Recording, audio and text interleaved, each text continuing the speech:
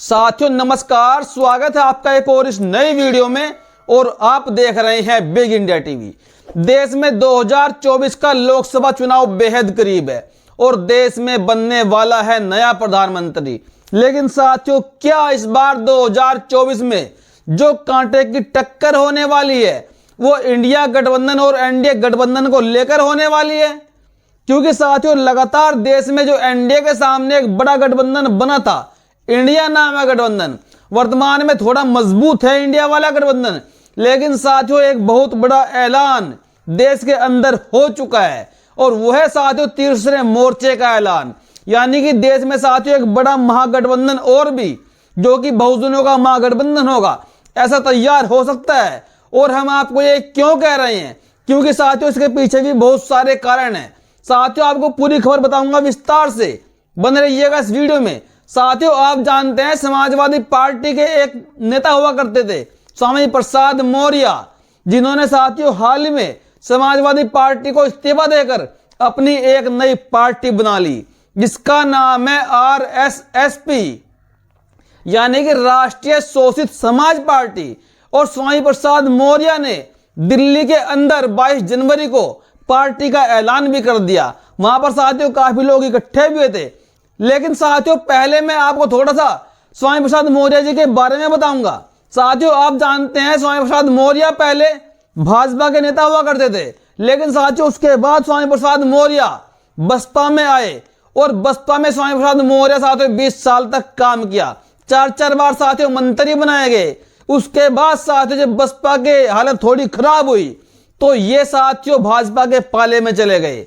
और भाजपा के पाले में जाने के बाद 5 साल मलाई काटने के बाद जब उनको 2022 में लगा कि भाजपा उत्तर प्रदेश में हार जाएगी, तो साथियों इन्होंने सपा की तरफ रुख किया और समाजवादी पार्टी की तरफ रुख करते हुए जब वहां पर अखिलेश यादव जी ने पीडीए का नारा दिया और 2024 के चुनाव को लड़ने का ऐलान किया, और साथ ही साथ साथियों पीडीए के फॉर्मूले को देखते हुए जब अखिलेश यादव जी ने जमीन पर कोई इसकी जरूरत नहीं समझी, तो साथियों इन्होंने पार्टी छोड़ने का ऐलान कर दिया और इन्होंने साथियों अपनी एक पार्टी बनाई। और साथियों बहन जी को इन्होंने क्या कुछ कहा है, सबसे पहले आप उस बयान को सुन लीजिए। माननीय बहन जी का हमेशा मुझ पर आशीर्वाद भी, सम्मान तो माननीय बहन जी का भी है। मैं उनके साथ 4-5 बार मंत्री भी रहा हूँ। माननीय बहन जी का हमेशा मुझ पर आशीर्वाद। साथियों, आपने बयान सुना स्वामी प्रसाद मौर्य जी का। वो साफ साफ कह रहे हैं कि हम बहन जी का सम्मान करते हैं और बहन जी की बदौलत में आज जो कुछ हूं वो मैं बहुत कुछ हूं, क्योंकि बहन जी का आशीर्वाद मेरे साथ हमेशा बना रहता है। और साथियों इसी के साथ साथ एक पोस्ट भी आई है स्वामी प्रसाद मौर्य की टीम के द्वारा। आपको मैं वो पोस्ट साथियों पढ़ के सुनाता हूं, अगर उसमें क्या लिखा गया है देखिए अपनी स्क्रीन पर। साथियों, स्वामी प्रसाद मौर्य की तरफ से लिखा गया है, वामन मेश्राम, चंद्रशेखर आजाद, ओम प्रकाश राजभर, बाबू सिंह कुशवाहा, पल्लवी पटेल, असदुद्दीन ओवैसी, इन सब का अगर एक ही लक्ष्य है तो माननीय सुश्री बहन कुमारी मायावती जी इन्हें एक साथ लेकर चले, एक साथ लाने का प्रयास करे। आखिर बहन कुमारी मायावती जी इनको साथ लाने का प्रयास क्यों नहीं करती? अगर बहन जी प्रयास करेंगी तो ये साथियों बहन जी के एक आह्वान पर भर भरा कर बहन जी के साथ आ जाएंगे और देश के अंदर एक तीसरा बड़ा महागठबंधन जो बहुजनों का गठबंधन होगा वो आराम से बन जाएगा। और फिर साथियों जो एक सपना है बहुत दिनों से, पिछले 70 सालों से जो एक सपना रहा बाबा साहब का, मान्यवर साहब का, श्री राम का और देश के करोड़ों बहुजनों का, कि देश में एक दलित प्रधानमंत्री बने, तो साथियों वो सपना 2024 के लोकसभा चुनाव में पूरा हो सकता है। आखिरकार स्वामी प्रसाद मौर्य ने इतना बड़ा ऐलान क्यों कर दिया? क्या स्वामी प्रसाद मौर्य अब बसपा में आने की फिराक में है? क्या वो चाहते हैं कि वो बहन जी से गठबंधन करे, या फिर वो चाहते हैं कि बसपा सुप्रीमो उनको अपनी पार्टी में शामिल कर ले? लेकिन साथियों सब कुछ तो आपके सामने है। उन्होंने अपनी एक पार्टी भी बना ली, उसके बावजूद भी स्वामी प्रसाद मौर्य बहन जी के ऊपर बयान दे रही हैं कि बहन जी बड़ी अच्छी नेता है, मुझे उनका बहुत सहारा मिला, बहुत सपोर्ट मिला।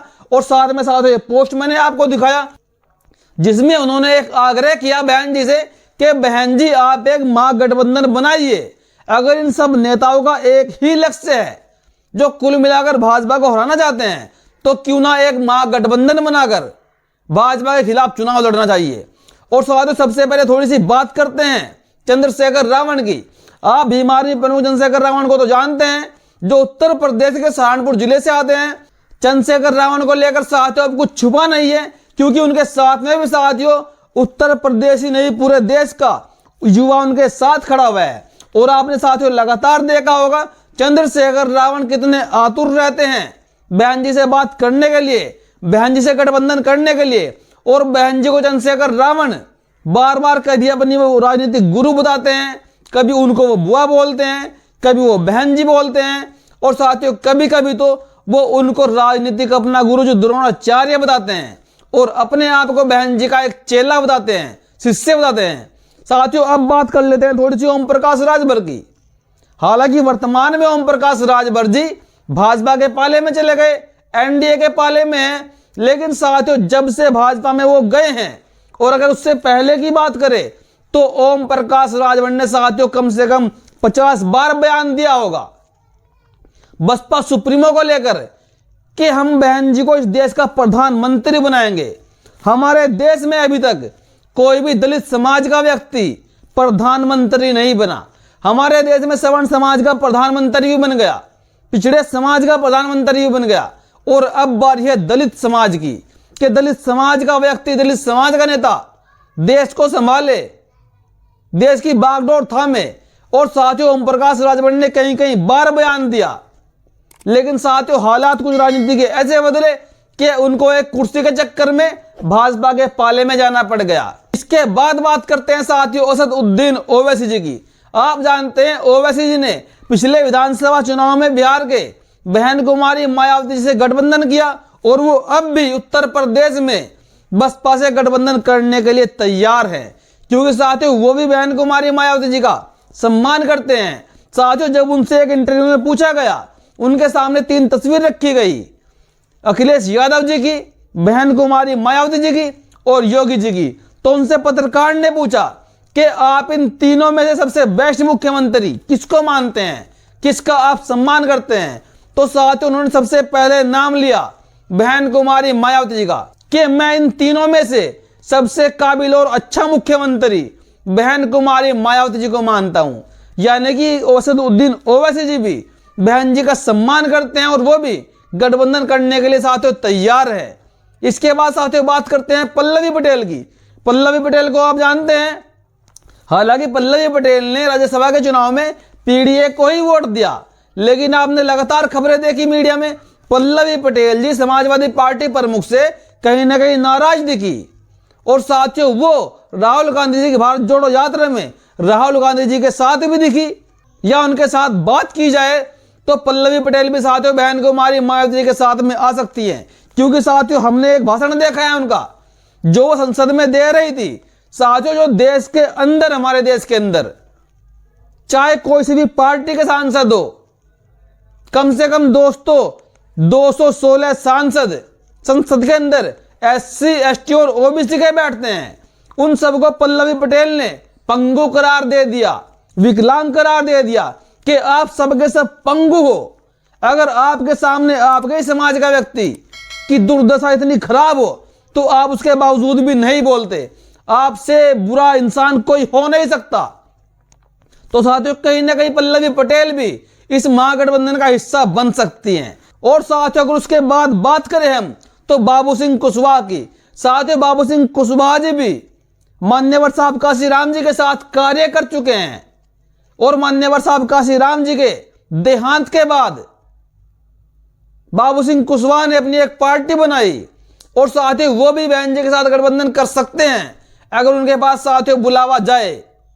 और साथियों अगर बात करें इसके बाद प्रकाश अंबेडकर की, प्रकाश अंबेडकर साथियों महाराष्ट्र से आते हैं और वो अपने आप को बाबा साहब का पड़पोत्र बताते हैं, लेकिन साथियों प्रकाश अंबेडकर जी भी बहन कुमारी मायावती से गठबंधन बड़े आराम से कर सकते हैं। और साथियों यहां पर सबसे बड़ी बात एक ये है, जो देश के करोड़ों बहुजन समाज के लोग, मुस्लिम समाज के लोग बहन कुमारी मायावती जी को या किसी एक दलित को प्रधानमंत्री बनता देखना चाहते हैं, तो 2024 के लोकसभा चुनाव में अगर बहन कुमारी मायावती जी तीसरा मोर्चा बना ले और सरकार के खिलाफ सड़कों पर उतरकर एक बड़ा आंदोलन करे और सबको जोड़कर चले, तो साथियों इस बार ही 2024 के लोकसभा चुनाव में बहन कुमारी मायावती जी देश की प्रधानमंत्री बन सकती है। तो साथियों कुल मिलाकर आपको यह खबर कैसी लगी? क्या देश में ऐसा होना चाहिए? क्या देश में यह बड़ा महागठबंधन बनना चाहिए? अपनी प्रतिक्रिया साथियों जरूर दीजिएगा। वीडियो देखने के लिए धन्यवाद। वीडियो को शेयर करें, वीडियो को लाइक करें और चैनल को सब्सक्राइब करें।